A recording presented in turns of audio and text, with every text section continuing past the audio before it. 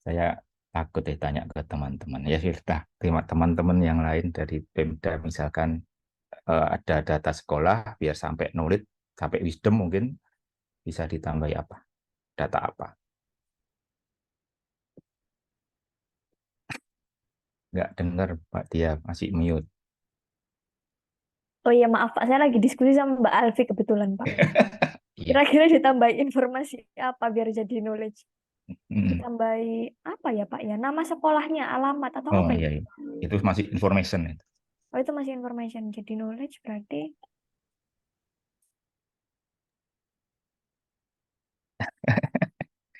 Ya silahkan yang lain mungkin bisa chat saja ya, saya nanti akan baca-bacakan.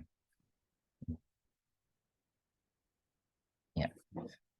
Misalkan ditambahi dengan kalau yang mungkin nggak sekarang sih beberapa waktu lalu ya dengan lokasi apa namanya populasi populasi penduduk ditampilkan populasinya per kelurahan atau per kecamatan. Kalau di Surabaya itu sudah punya per RT, jadi wilayah-wilayahnya per RT bisa digabungkan. Tapi ini dulu waktu data penduduk masih bisa dipegang oleh pemerintah daerah. Jadi kita bisa manfaatkan untuk bermacam-macam. Salah satunya itu untuk masukkan ke eh, RT. Jadi tiap RT punya poligon-poligon RT-nya di atas wilayah RT. Terus ada dia RW berapa sampai kelurahan, kecamatan, jadi aman. Jadi sangat detail. Cuma sekarang sudah tidak boleh dipegang lagi sama pemerintah daerah ya data penduduk. Jadi sudah nggak ada lagi datanya. Pakai data yang lama sekali juga sudah sangat kadaluarsa. Nah, misalkan ada populasi nih, misalkan nggak digabungkan dengan penduduk, tapi cuma angka-angkanya. Kalau angkanya kan masih mungkin ya kita menyimpan gitu ya, populasi sekitar. Populasi per kelurahan. Oh baik, ada Bu Susana ya, prestasi sekolah, program unggulan. Betul. Di situ juga saya pernah bikin untuk ada prestasinya apa saja gitu. Jadi memang sekaligus untuk menarik apa peminat gitu ya. Jadi ada lokasi sekolah dan itu kan nggak hanya negeri, ada negeri, ada swasta. Nah betul itu ada programnya dan fasilitasnya dan sebagainya. Prestasi-prestasi murid-muridnya apa saja juga. Nah, tapi itu masih tarafnya informasi. Ya, ada data, ada informasi digabungkan gitu ya. Nah, untuk yang knowledge, kalau knowledge mungkin bisa dari tabel tadi yang sekolah yang paling banyak prestasinya muncul lebih gede gitu. Nah, itu sudah muncul knowledge sebenarnya. Ya, digabungkan antara tabel prestasi yang row-nya paling banyak, titiknya sekolah lebih gede gitu. Kelip-kelip. Nah, itu bagus. Itu bisa untuk knowledge, bisa untuk lihat oh titik sekolah yang paling banyak prestasinya. Ya, tuh. Ya, untuk yang ini saya lanjutkan dulu, misalkan populasi per kelurahan. Nah, nanti di sini bisa melihat knowledge-nya apa? Penyebaran sekolah PS penyebaran penduduk. Nah, ada penyebaran penduduk, misalkan kalau yang merah biasanya diwarnain eh, gradasi gitu ya. Yang gelap itu penduduknya banyak, yang terang penduduknya sedikit. Yang sekolah juga dikasih tempat-tempatnya. Jadi di Surabaya mungkin bayangannya ada warna-warna kepadatan sama ada titik-titik sekolah. Nah, secara biasa manusia pun sudah bisa melihat ya sebenarnya dari knowledge ini bahwa oh ternyata sekolah itu yang banyak itu ada di daerah yang tidak banyak penduduk. Ya, memang begitu kalau di Surabaya ada namanya sekolah kompleks ya, daerah kompleks ini khusus yang sekolah negeri eh, SMA kompleks itu di tengah-tengah ada berapa? Empat ya, di tengah kota. Tapi penduduknya sedikit karena di situ perkantoran-perkantoran. Jadi kalau di gambar itu eh, Surabaya itu yang padat sekitarnya tengah-tengah, habis itu sekolah banyak itu di tengah-tengahnya. Nah, sehingga nanti bisa Terus kemudian yang pinggir-pinggir nih, yang barat, itu sedikit sekali sekolah yang di barat. Padahal sekarang perumahan-perumahan sudah menuju ke barat gitu ya. Jadi nanti di wisdomnya mungkin bisa digunakan sebagai apa? Ya dasar pembangunan sekolah baru. Menemukan ya, menentukan lokasi sekolah baru. Mungkin SMA, kalau yang SD sudah banyak.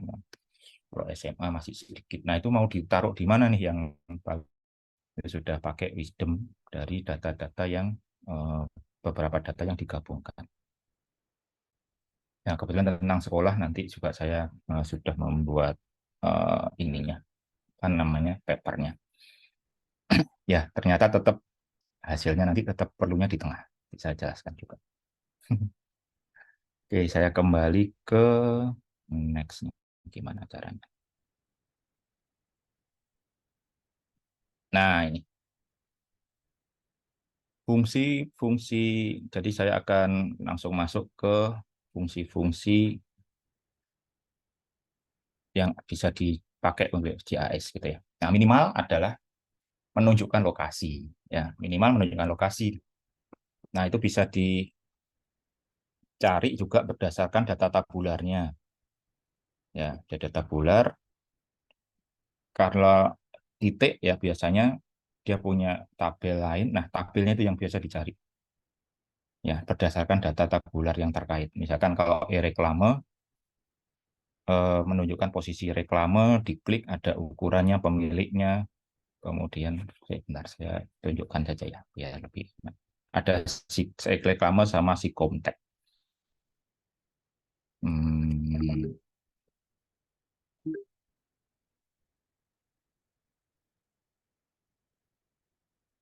reklame, reklame. Ini harus login tapi dulu nggak perlu login, sekarang harus login ternyata untuk melihat peta. Dulu seingat saya itu bisa dilihat. Nah ini kalau reklame titik ya, bentuknya titik, datanya eh, dia punya tabel sendiri. Nah tabelnya itu bisa juga ngeling ke kayak database biasa. Dia bisa punya relasi dengan tabel yang lain. Kalau di sini kalau nggak salah yang hijau itu masih banyak apa? Izinnya masih berlaku, yang merah sudah izinnya habis gitu ya. Yang biru mungkin mau habis kalau nggak salah ada di sini. Nah, masih berlaku, habis berlaku, ini habis berlaku yang merah, yang diproses yang masih pengajuan di Cipta Karya. Kemudian yang masih berlaku yang hijau. Nah, datanya cukup mudah, titik saja. Cuma database-nya itu ya dia seperti database biasa. Kalau memang rumit, tetap bisa diakomodasi. Pokoknya ada link dengan titik. Jadi biasanya titiknya itu punya ID kalau memang dipisahkan ya. ID-nya, ID dari titik diklik masuk ke database biasa begitu. Misalkan ID-nya ID reklame kalau di sini. Diklik dia masuk ke eh, nih punyanya ITS. Ya ini contoh ininya. Detail ininya sudah ngelink ke perizinan atau data-data yang lain. Nah, itu ya. Ada pemeriksaannya ini kan sudah merupakan suatu apa ya? Sistem yang cukup besar, tapi dia ngelink ke titik yang tadi. Nah, seperti itu.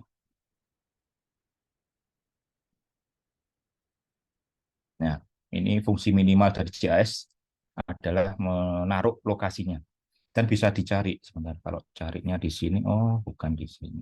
Kalau pencarian kayaknya yang coba saya yang si Comtek. Si Comtek itu sistem rekomendasi teknis. Nah, eh, ini menyimpan apa ya? Buat kalau air-air gitu istilahnya. Saya lupa. Drainase. Nah, kata-kata drainase tentang pengolahan drainasenya. Nah, titik-titiknya seperti tadi ngelink dengan data. Nah, datanya yang bisa kita filter.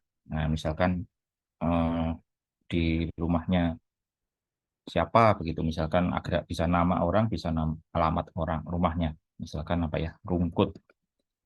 Nah, itu yang tampil yang di Rungkut saja, Rungkut. Ini pemilik-pemiliknya. Misalkan kalau ke yang kecilan apa ya, Sukolilo, Suko. Nah, ini yang Sukolilo.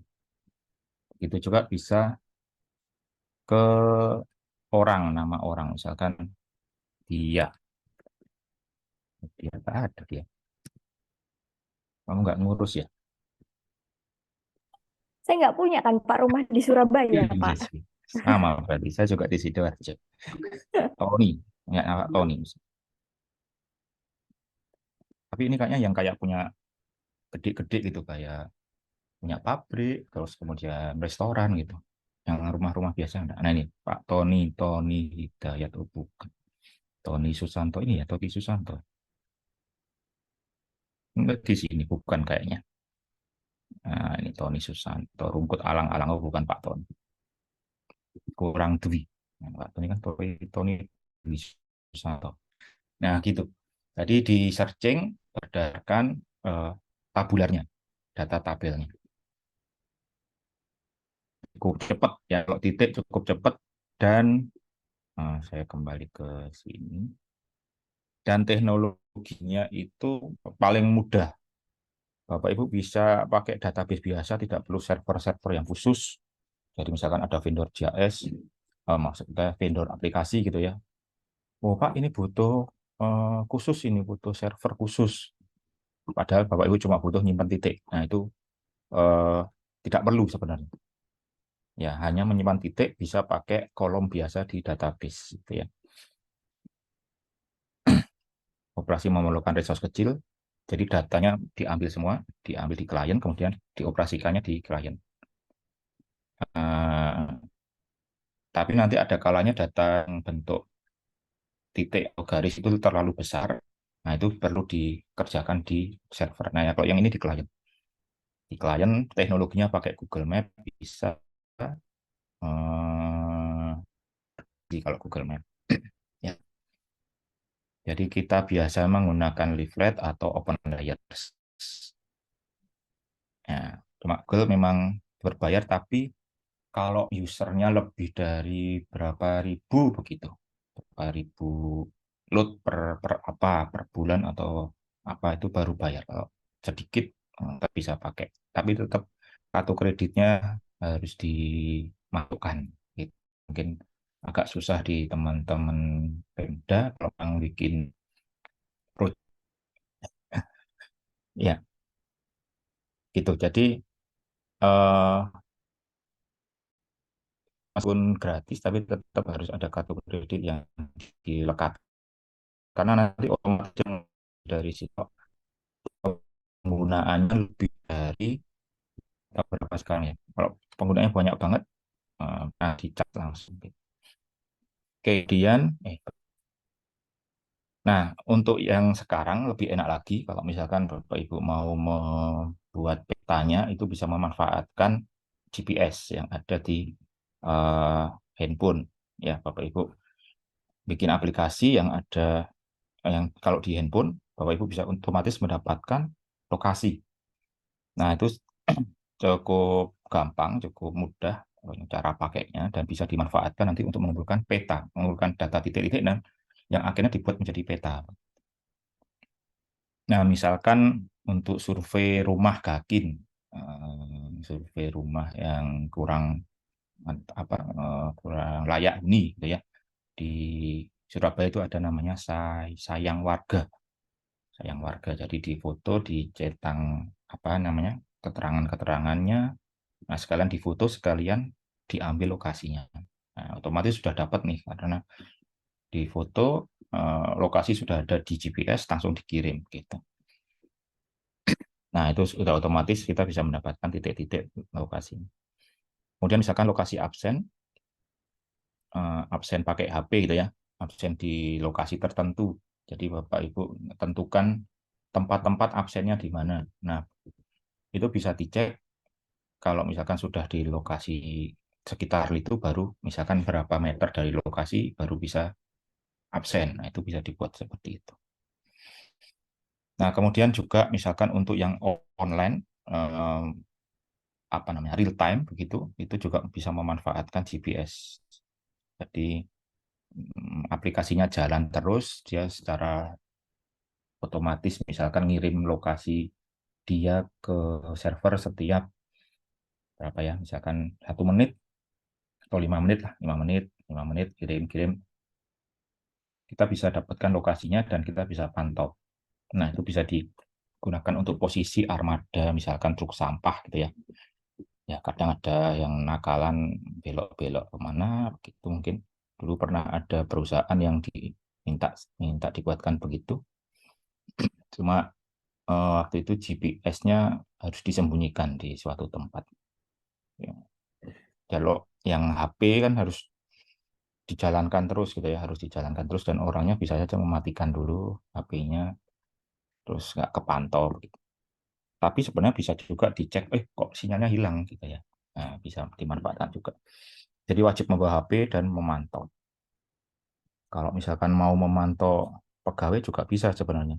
Pegawai diwajibkan jalankan aplikasi, terus dia melihat posisi pegawainya secara terus-menerus selama 10 menit, setiap 10 menit ya. Nah, dari dashboard wali kota bisa lihat deh, ada pegawai yang ke sana, ada yang pegawai yang ke sana gitu. Nah, itu sebenarnya bisa. Ya, mana pegawai yang mematikan sinyal, uh, sejak kapan mematikannya.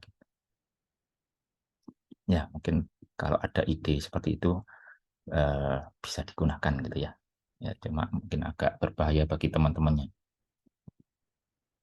Ya, kemudian bisa juga untuk bentar, aplikasi armada truk sampah. Oh, ini di Surabaya itu yang semacam menggunakan GPS tadi juga digunakan untuk yang bersih-bersih jalan. Itu apa namanya ya? Pasukan kuning. Jadi pasukan kuning bisa dipantau pergerakan pasukan kuningnya. Ada di Kominfo aplikasinya. Jadi biar tahu memang tebarnya bagaimana, misalnya apakah ada yang memang jalurnya sudah sesuai atau tidak sesuai. Itu tentang fungsi paling paling dasar yaitu menunjukkan lokasi. Nah, fungsi gabungannya sebenarnya adalah menunjukkan sebaran. Jadi dari lokasi itu sebenarnya analisa awal yang bisa diambil itu adalah sebaran. Menampilkan sebarannya dalam bisa dibentuk titik-titik yang dia berkumpul di suatu tempat atau nanti bisa diambil sebagai uh, uh, angka sebagai angka diwarnakan begitu di poligon, mungkin per kecamatan, mungkin per kelurahan, dan juga digabungkan dengan sebaran dari objek yang lain. Nah, ini salah satu contoh yang cukup terkenal gitu ya di dunia JAS, biasanya diceritakan di awal-awal kuliah. Sejak kapan ada JAS? Nah, ini ceritanya adalah sejak tahun 1854. Meskipun belum ada komputer yang bikin aplikasinya, tapi Pak John Snow itu dia pun peta, bikin peta tentang kematian karena kolera. Jadi di London itu ada kematian karena kolera gitu ya. Nah, Pak John ngeceki tiap rumah itu meninggal berapa, yang meninggalnya banyak. Mungkin ini gambar gambar ini sudah dijiskan gitu ya. Yang jumlahnya banyak di gambar lebih gede, titiknya lebih gede. Ya, tapi Pak Johnnya sebenarnya pakai garis, garis, garis, garis, garis gitu. Nah, dari sini sebarannya bisa dilihat. Kemudian dibandingkan dengan tempat pengambilan air. Kalau dulu kayaknya mengambil air kan belum ada PDAM yang ngalir gitu ya. Nah, itu pakai sumur-sumur. Ini sumur airnya yang warna biru. Terus saya ketikkan sebentar. Nah, ini sumur air, sumur air, sumur air. Nah, kalau dulu kolera itu bisa menyebar karena air ya.